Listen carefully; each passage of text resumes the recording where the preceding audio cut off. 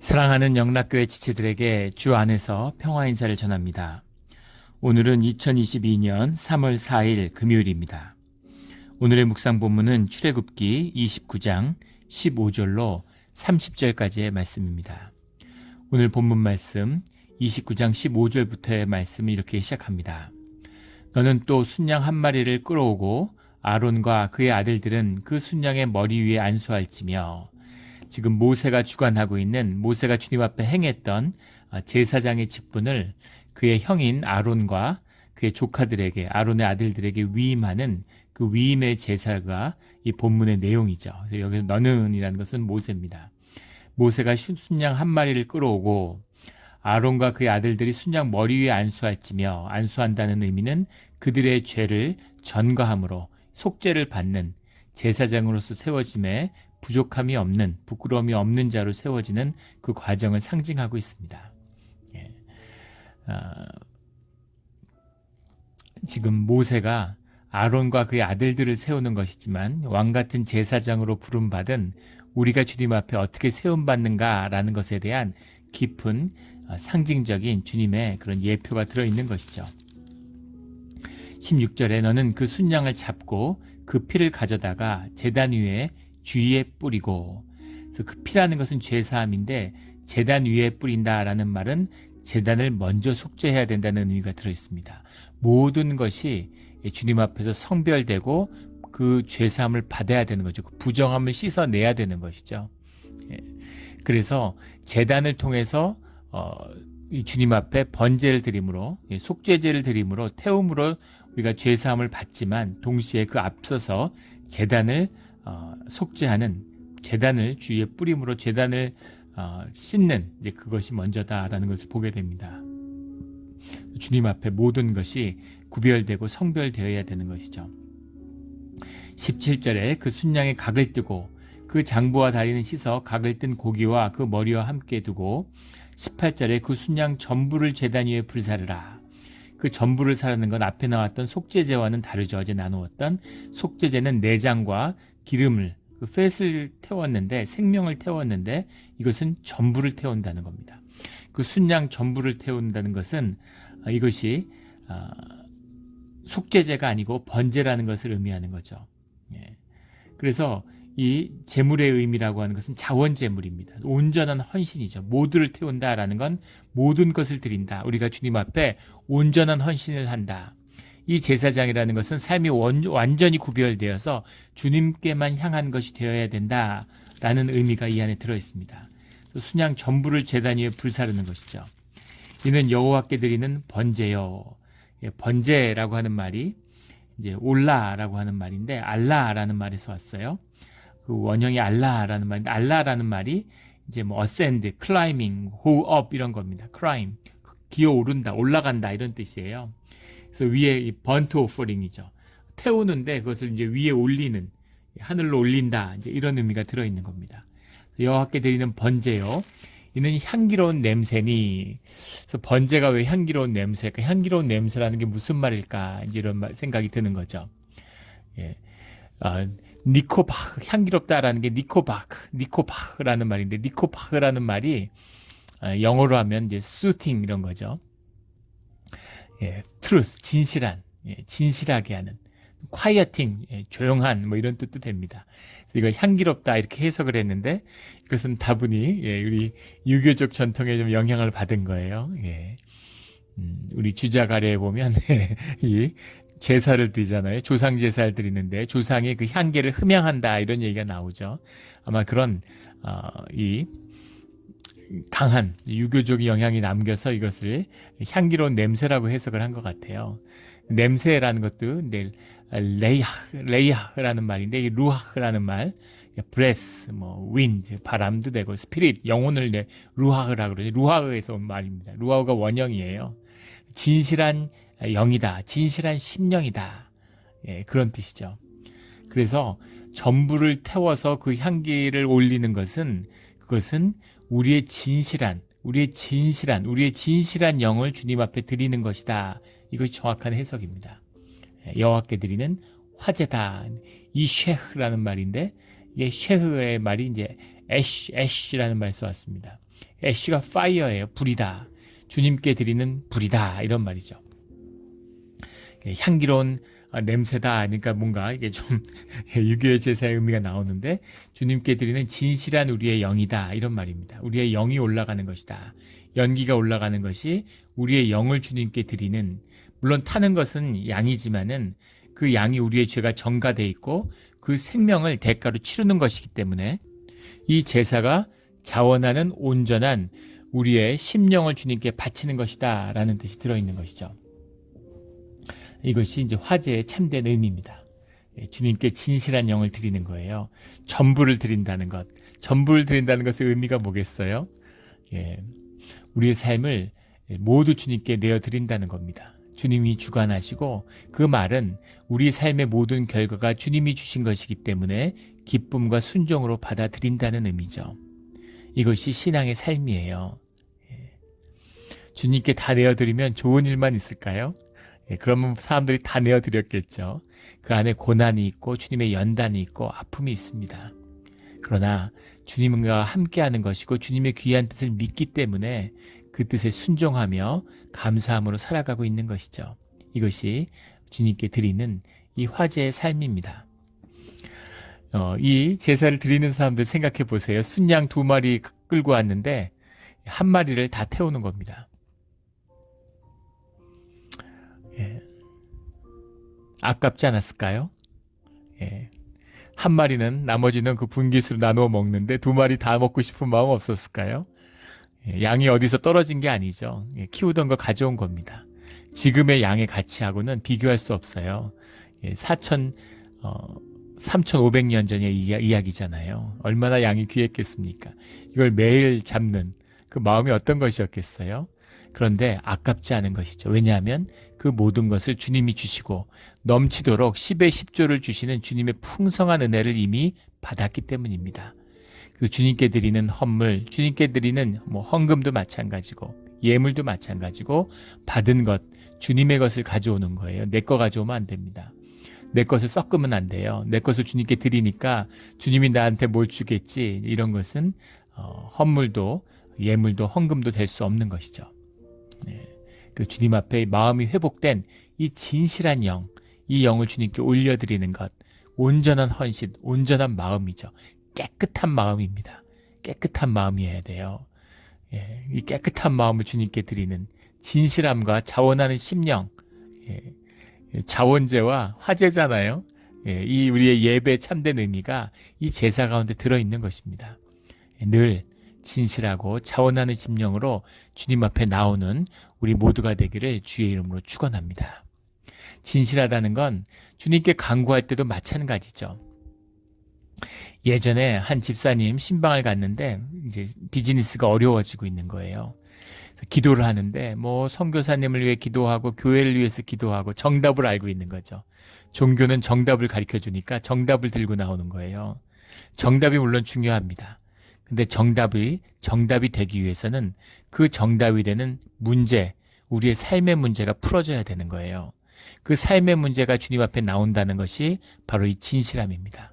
이 향기로운 냄새라고 하는 이 말, 니코바후 레흐라고 하는 진실한 영이란 건 뭐냐면 우리의 마음, 우리의 진실한 마음을 있는 그대로 주님께 드리는 거예요.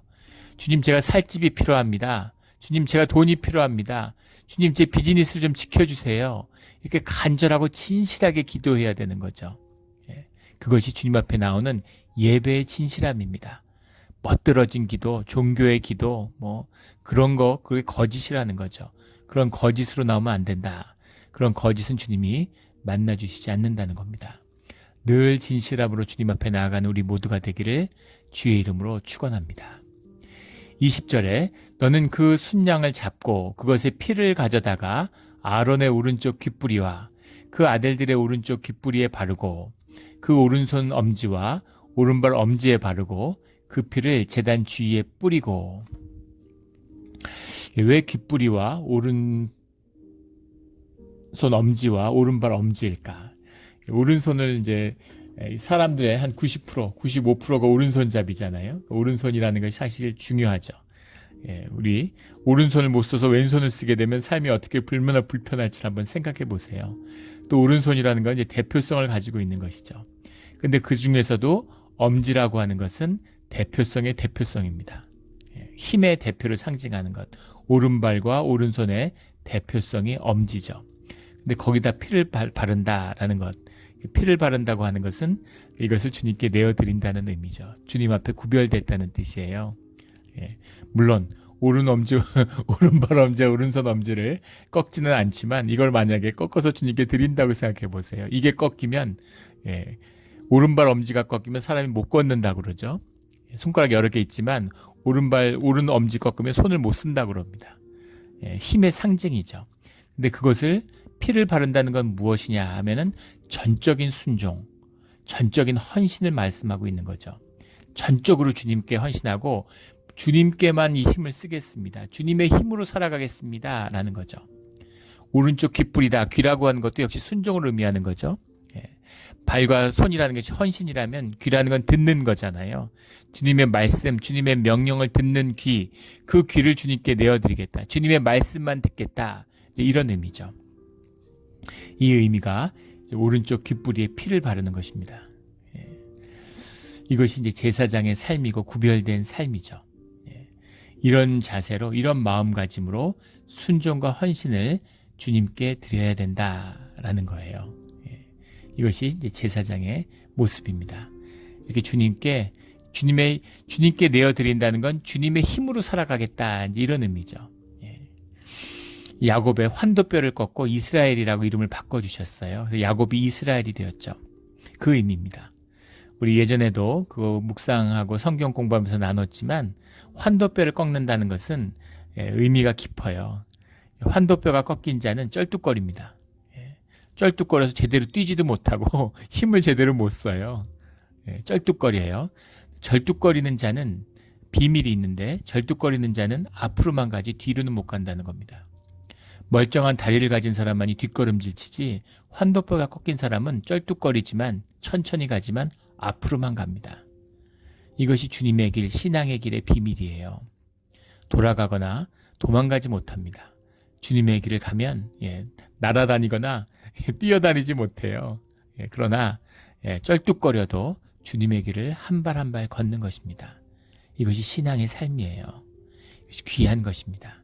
세상의 눈에는 한심해 보이고 세상의 눈에는 조롱거리가 될지언정 우리가 이렇게 환도뼈가 꺾였기에 앞으로만 가는 것이죠. 주님을 향해 주님의 길, 바른 길, 옳은 길, 가야만 하는 길을 가는 것입니다. 이 신앙의 진실함을 절대 잊지 않는 주님께만 드려지는 내 맘대로 살고 내 기쁨으로 살고 내가 좋아서 살면 좋을 것 같지만 다 흩어지고 다 사라져버리는 것입니다. 주님과 함께하는 삶, 주님 안에 기억되는 삶이 결국 우리의 삶이고 참된 나를 만들어가는 존귀한 삶이다라는 것을 만나게 되는 거죠. 그 존귀한 삶을 만나고 그 삶을 누리며 살아가는 우리 모두가 되기를 주의 이름으로 축원합니다. 21절에 제단 위에 피와 간유를 가져다가 아론과 그의 옷과 그의 아들들과 그의 아들들의 옷에 뿌리라. 그와 그의 옷과 그의 아들들과 그의 아들들의 옷이 거룩하리라. 옷이 거룩해야 된다라고 하는 것, 옷이라는 건 우리의 정체성이다라는 걸 여러 번 나누었죠. 피라는 것은 죄사함을 상징하고 관유라고 하는 건 이제 거룩함과 성별을 상징한다는 것을 나누었습니다. 그래서 죄의 씻음을 받고 그리고 주님 안에서 성별된 그런 자들이 이제 제사장이 입어야 할 옷인 거죠. 왕 같은 제사장으로 부름받은 우리들이 입어야 할 옷입니다. 주님 안에 죄사함도 있어야 하고 주님 안에서 기름 부음이 있어야 되는 거죠. 너무 교회가 막 죄사함 하다 보니까 너무 패시브한 쪽으로 흐르는 거죠. 그러나 기름 부음의 축복이 있다는 것입니다. 이 두 가지가 다 있어야 되는 거죠. 피와 간유를 아울러 덮은 우리의 옷이 되기를 주의 이름으로 축원합니다. 22절에 또 너는 그 순양의 기름과 기름진 꼬리와 그것의 내장에 덮인 기름과 간유의 꺼풀과 두 콩팥과 그것들 위에 기름과 오른쪽 넓적다리를 가지라. 이는 위임식의 수장이라. 앞에 나오는 기름이라고 하는 것은 귀한 것을 상징한다고 말씀드렸죠. 내장이라고 하는 것은 생명이 담긴 것이다. 귀한 것을 의미하는 것입니다. 이는 위임식의 순양이라 밀루임이라는 건데 밀루임 이런 말인데 엘이라는 게 이제 램이죠. 밀루임이라는 걸 위임식이라고 해석했는데 채운다라는 의미, 또 화해한다 이런 의미도 들어있습니다.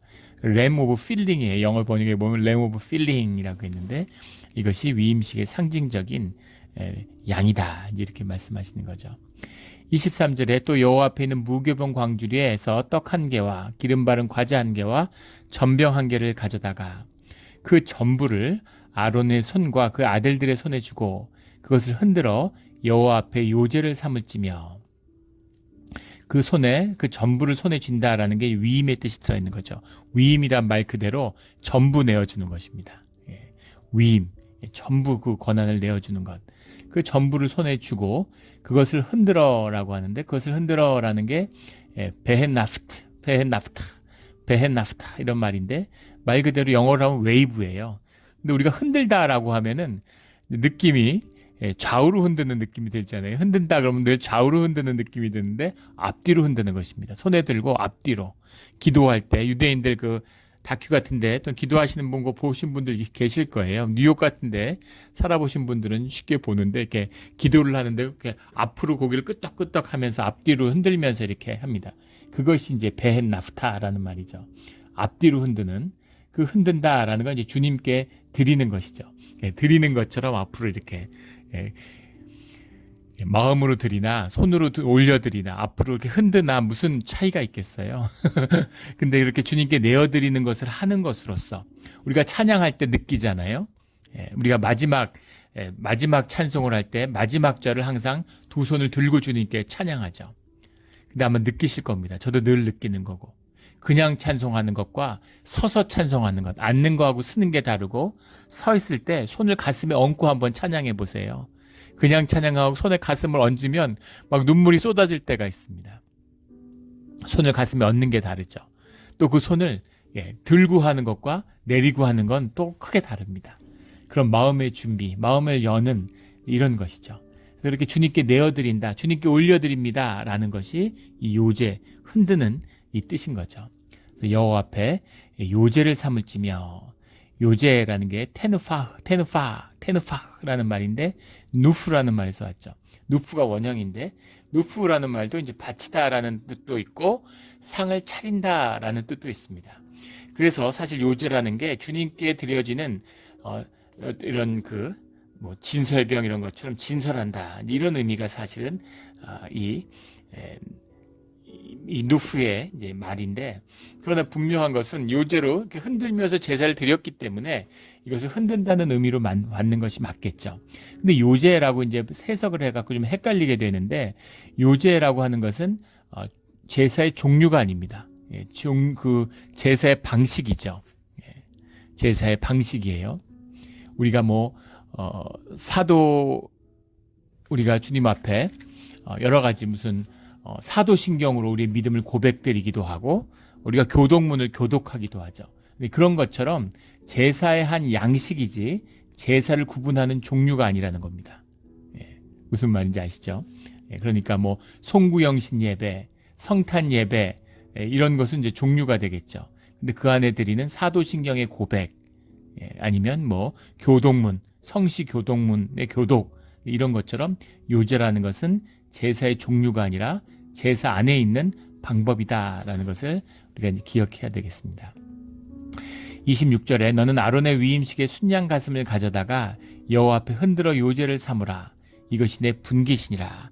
분깃이라는 말이 이제 구약에 많이 나오는데 아주 중요한 말씀이죠. 분깃을 주었다 주님이. 레 마나흐라는 말인데, 마나흐라는 말은 이제 원뜻은 숫자의 넘버입니다. 그런데 이것이 주님이 주신 몫이다, 포르션이 되는 거죠. 이 말은 무슨 말이냐면 제사장들은 땅을 받지 않고 주님께 드려지는 것으로 그것을 분깃으로 받는다는 겁니다. 주님이 받으시는 주님의 것인데, 물론 다 주님의 것이지만 주님의 것으로 드려진 것, 그것으로 먹고 산다는 거죠. 먹고 산다는 그 의미가 주님이 그 삶을 책임져 주신다는 거예요.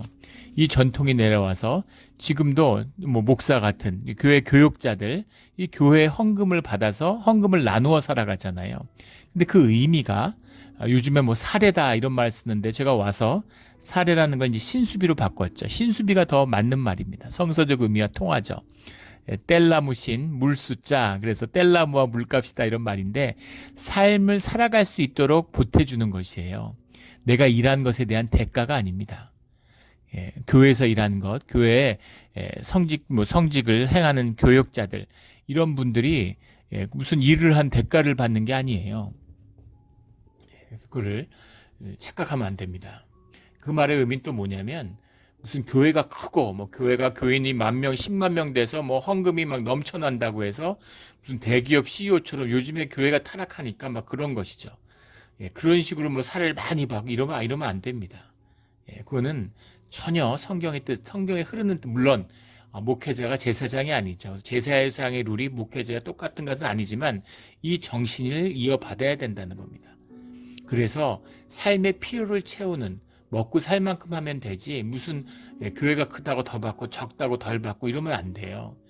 교회들이 어렵고 작은 교회들 힘드니까 미국의 이제 뭐 미국 장로교나 성결 무슨 성공회나 뭐 감리교나 이런 데 보면 교회들이 일정 그 생활을 보장해 주지 못하면 목사를 파송하지 않죠. 목사가 이제 노회 소속인데 파송하지 않습니다. 기도처라고 그러죠. 목회자가 없는 교인들의 공동체를 기도처라고 그래서 교회와 구분 짓는데, 목회자가 있을 땐 그 삶을 책임져 준다라는 뜻이 들어 있어요. 그 삶을 책임진다는 의미 뭐냐면 목회 삶이 온전히 주님께만 드려져야 된다. 그 의미는 주님을 섬기는 일에 전심을 다해야 된다. 이런 의미입니다. 그런 의미죠. 하루에 8시간 일하고 뭐 12시간 일했다 이런 의미가 아니라 하루에 24시간이 모두 주님을 향하고 주님의 것이어야 된다라는 의미죠. 그 말은 다른 잡을 가지지 말아라 이런 의미입니다. 요새 이제 목회자들이 어려우니까 이제 삶에 뭐 살아갈 방편이 없으니까 무슨 택시 드라이버 같은 걸로 아르바이트 많이 합니다. 그런 얘기들 많이 듣는데, 뭐 그거를 뭐 나쁘다고 비난할 생각 없어요. 또 형편이 얼마나 어려우면 그렇게 하겠습니까? 그것도 뭐 주님이 허락하시는 삶의 방편일 수 있겠죠. 그러나 본질적으로 어렵고 힘들어도 교회와 더불어 교회를 통해 살아갈 수 있는 그런 삶이 되어야 되죠. 그래서 교회가 그것을 책임질 수 있는 믿음으로 받아야 되고, 또 목회자들도 그 마음을 기억하고 그렇게 살아가도록 노력해야 돼요. 이것이 원칙인 것이죠. 물론 뭐 요즘 시대에 쉽지 않은 도전이 되고 있죠. 마찬가지로 또 뭐 교회가 부유하고 교회가 교인이 많고 크다고 해서 무슨 뭐 막 사례를 엄청나게 받고 막 이러면 안 된다는 겁니다. 그런 주님의 것으로 살아간다고 하는 이 존귀함, 이것이 얼마나 귀한 것인지 주님이 그 삶을 책임져 주신다라는 그런 의미죠. 이 귀한 뜻을 결코 잊지 않는 우리 모두가 되기를 주의 이름으로 축원합니다.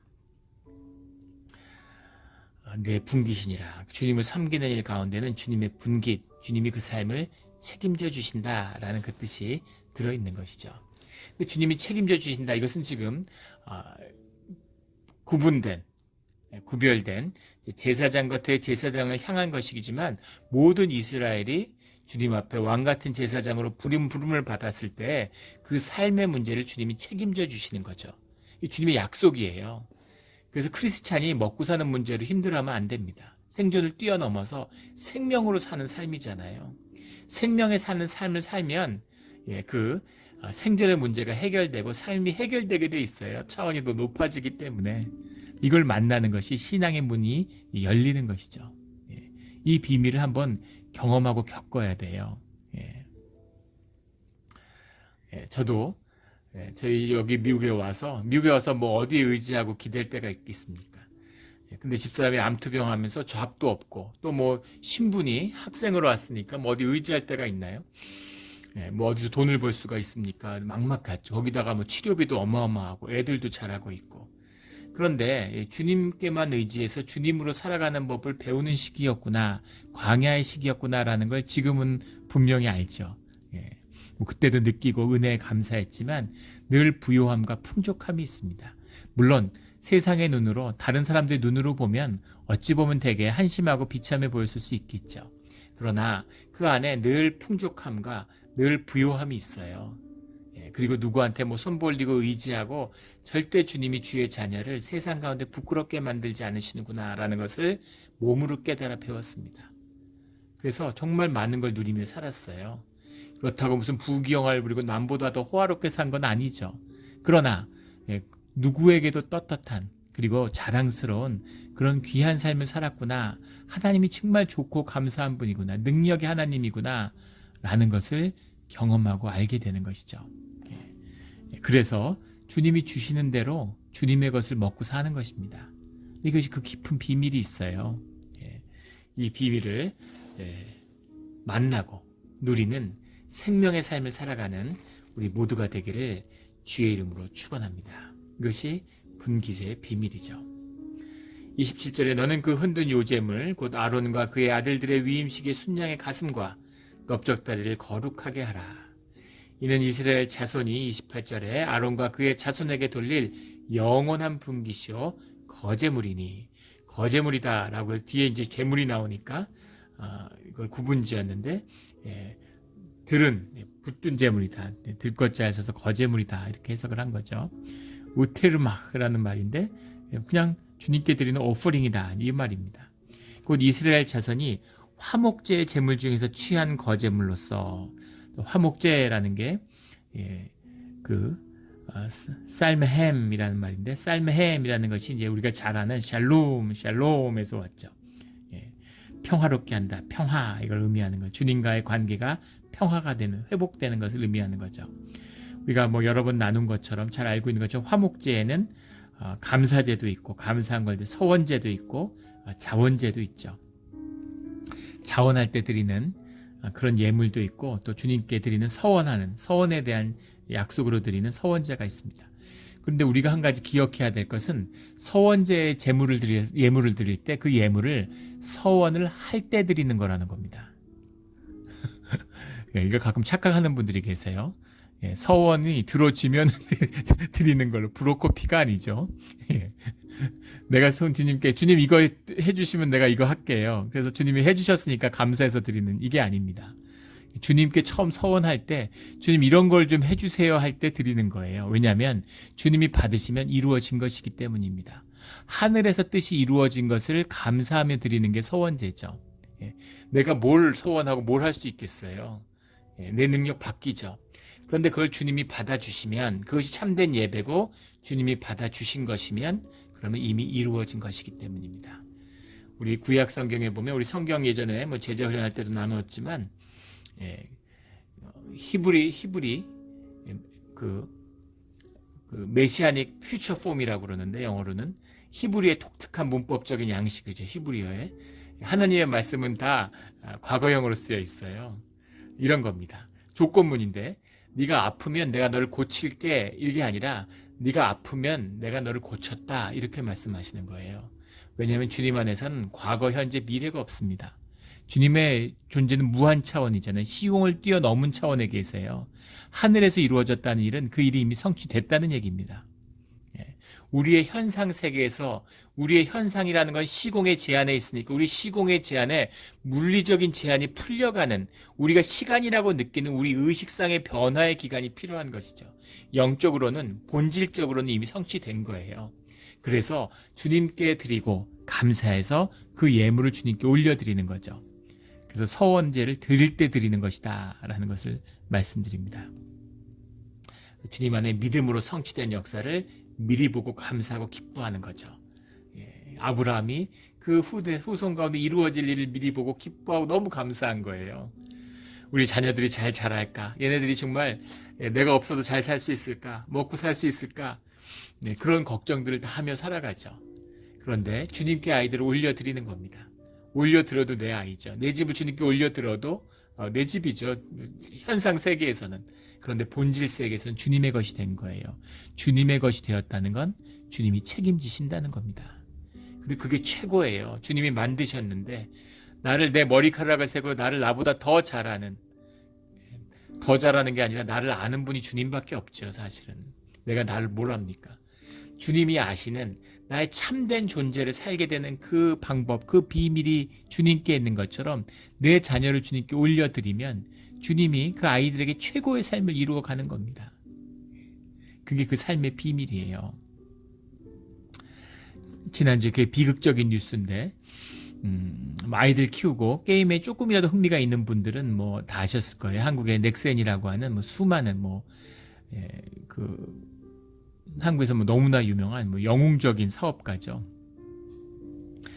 카이스트의 대학원생이 그 친구하고 그 600만 원을 모아가지고 게임 회사를 창업했는데 자기 단대에 한 30년도 채 안 돼서 25년 만에 세계적인 게임 회사를 만들었죠. 한국 사람들 다 자랑스러워하는 회사죠. 거기에 오너인데 창업주죠. 그 창업주가 미국 하와이에서 스스로 목숨을 끊었다는 뉴스가 나왔습니다. 뭐 자세한 내용은 나오지 않지만 우울증을 심하게 앓았다라고 하는데 자산이 20조가 넘는다 그러죠. 20조다 뭐 25조다 이러는데 어떻게 그런 일이 있을까 싶은데 20조 25조를 가지고 있는데 그리고 하와이는 사실은 그 블루 하와이라고 그러잖아요. 겨울철에 그 하와이 같은 데 가 있으면 정말 그 청량감이나 우울증이 해소되는데 시애틀 같은 데 사람들이 우울증을 많이 앓는다는 거잖아요. 근데 하와이에 가기만 해도 그게 회복되고 치유되는 효과가 있다고 그러는데 하와이에서 한국 사람이 겨울에 춥다고 하와이에서 시간을 보낼 수 있는 사람이 몇이나 되겠습니까? 뭐 세계에서 손꼽히는 그런 그런 재벌이 됐는데 거부가 됐는데 근데 삶의 문제가 전혀 해결되지 않는 것이죠. 사는 것보다 죽는 것보다 사는 게 더 힘든 거예요. 이것이 우리 삶의 진실입니다. 세상에 속아서 돈만 좀 있으면 한 100만 불만 있어도 정말 살 것 같은데 소원이 없을 것 같은데 근데 절대 현상의 문제가 현상의 문제를 해결하지 못합니다. 본질의 문제, 우리 심령의 문제가 해결되지 않으면 그러면 아무 삶의 문제가 해결되지 않아요. 이것이 삶의 진실이고 그 삶의 문제, 본질의 문제를 만나고 풀어가는 것이 이 오늘 성경 말씀에 나오는 이 제사의 문제입니다. 오늘날 우리의 예배의 문제죠. 이걸 풀지 못하면 주님과의 관계를 풀지 못하면 삶의 어떤 문제도 풀리지 않아요. 이걸 해결하면 풀린 것 같지만 비슷한 문제, 똑같은 문제가 계속 반복돼서 몰려옵니다. 생존의 파고를 넘으면 뭐합니까? 계속 파도가 오는데 벌벌벌 떨면서 사는 거죠. 이것이 삶의 모습이에요. 우리 삶의 본질의 문제를 해결함으로 우리 삶의 문제가 해결을 받는 그런 우리의 삶의 자리가 되기를 오늘 하루가 되기를 주의 이름으로 축원합니다. 아멘. 함께 기도드리겠습니다. 하나님 아버지 감사합니다. 귀한 말씀 주시고 그 말씀을 깨닫게 하여 주시니 감사합니다. 우리 삶의 가장 소중한 것이 예배인 것을 몰랐습니다. 세상에 속고 현상의 두려움, 조건의 두려움에 떨다 보니까 또 이민사회에 살다 보니까 먹고 사는 게 너무 두려웠습니다. 먹고 살 수만 있으면, 돈만 있으면, 은퇴 걱정만 없으면 그러면 삶의 문제가 없을 줄 알았습니다. 그러나 돈이 곧 문제임을, 우리 삶의 모든 문제의 근원이 돈인 것을 깨닫게 하여 주시니, 볼 수 있게 하여 주시니 감사합니다. 돈을 다스리는 권세가 없으면, 조건과 환경을 다스리는 생명의 권세가 없으면 우리 삶의 어떤 것도 삶의 모든, 눈에 보이는 모든 복된 것이 저주인 것을 이제는 압니다.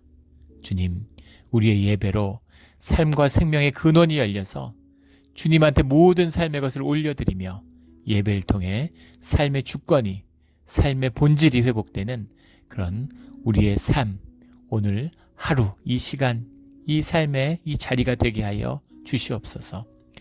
분깃으로 주신 우리 삶의 모든 것이 주님이 함께 하심으로 복을 받고 그 복을 누리는 우리 삶이 되기를 소원합니다. 감사드리며 예수 그리스도의 이름으로 기도드렸습니다. 아멘.